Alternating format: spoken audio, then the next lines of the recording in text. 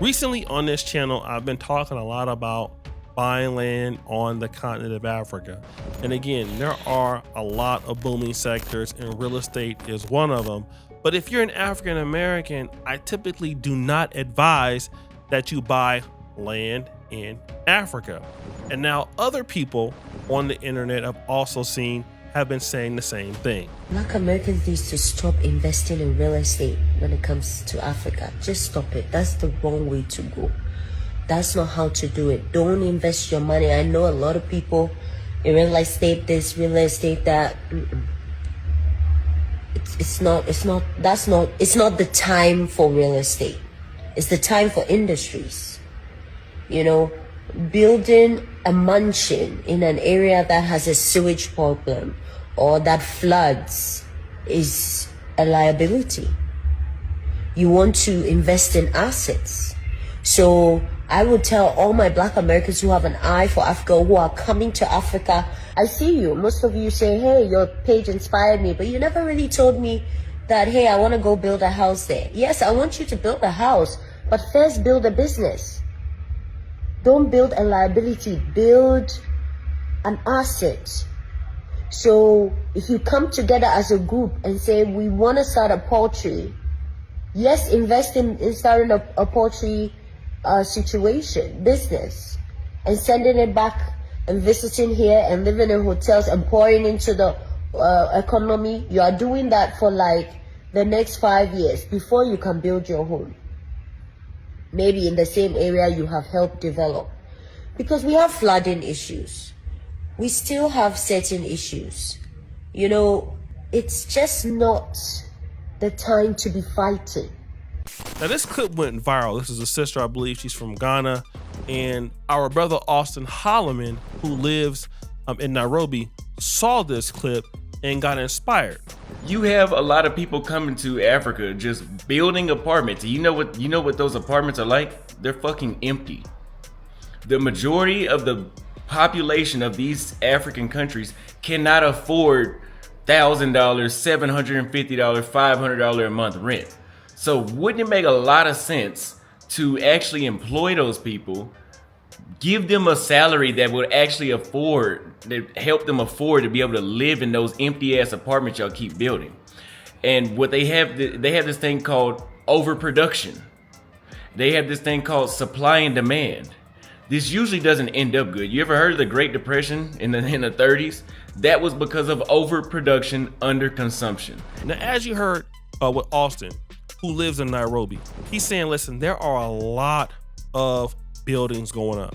Like I was recently in Nairobi, so if you go to Lavington, Kileleshwa, I'm talking about Westlands, you're gonna see a whole bunch of developments going up. And what are you gonna see? Not a lot of people buying those condos or renting those houses.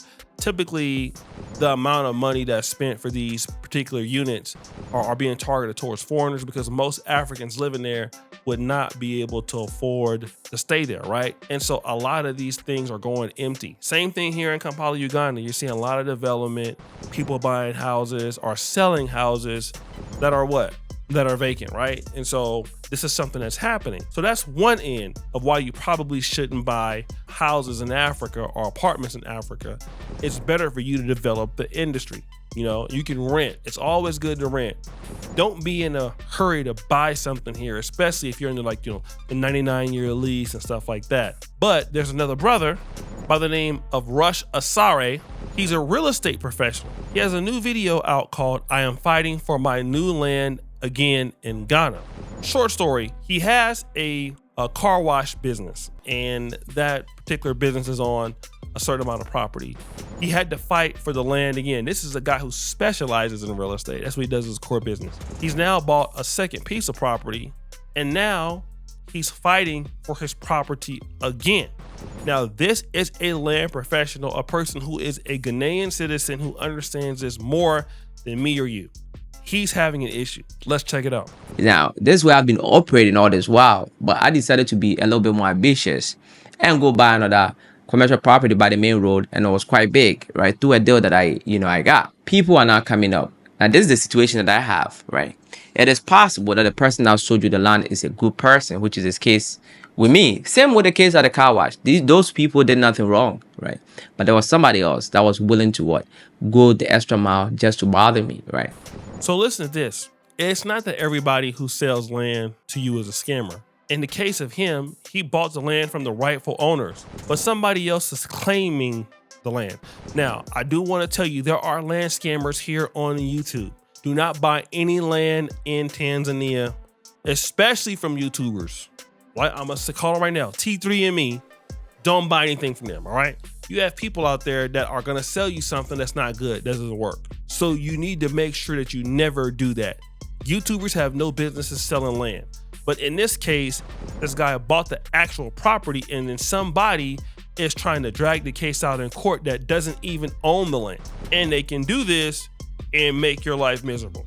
Now imagine you're not a real estate professional and you're going through this and you don't know how to attack it. The car wash, the person wanted me to buy the land from him for the second time, which I wasn't going to do, right? And then he took me to court. I mean, he started bothering me with the police. And so he's already paid for the land. The guy wants him to buy it a second time, and he's already bought it from the rightful owner.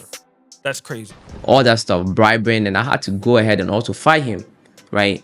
And then he eventually took me to court. Now I'm going through a very similar situation now. I'm up against something very similar, right? So there are these people, unscrupulous people, right, who owns no land in this particular area. I mean, this is what the sources say, and I've heard the names before. They go around and sell land that doesn't belong to them, right? In the past, they've sold a lot of land to people. Now, when the real owner comes and sell the land, which is my situation, the real owner with the documents come and sell the land, the person that they sold the land to starts coming around and causing issues, because to them, you know, they didn't do any due diligence. I don't know if they even know what it means to do due diligence or what it means to be an owner. What documents do they have? Do they have a judgment? Do they have a title? These people are fighting me on the land, okay? And I'm asking them, bro, have you done your search? Or is there a judgment? Because a search might not show your real ownership, but at least there might be a judgment that supersedes whatever is there. I understand that. There is no judgment. It's a clean title land. As a matter of fact, the neighbor, which is a school, bought the land from this exact family. They have this title covers 73 acres of land. So what are you fighting for? They fought me tooth and nail. So I'm at the police station now, actually. So imagine, I mean, I'm not trying to make a comparison, but for those of us from America or from the UK, imagine somebody who doesn't own the land going to the police fighting you for the land. You would be afraid to do that in America because you know you would go to jail, like for land fraud. Somebody would arrest you. But this is not uncommon in Uganda, Ghana, Nigeria. You know, a person can do this and not go to jail for this. I was reported for destructing property or something like that. I was working on the land that I bought with a title.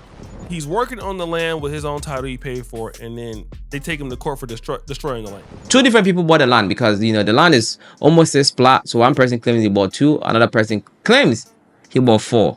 But they bought it from somebody that didn't own the land. Right now, they are fighting me. Now, I try to go to the proper channel. They reported me to the police station. Oh, so the person that says they bought the land was scammed. Oh my goodness. And so he bought the land from the right person. They bought the land from the wrong person. Well, now they're in court also. I'm always the one getting reported, guys. I showed up, I presented my documents. These people have nothing.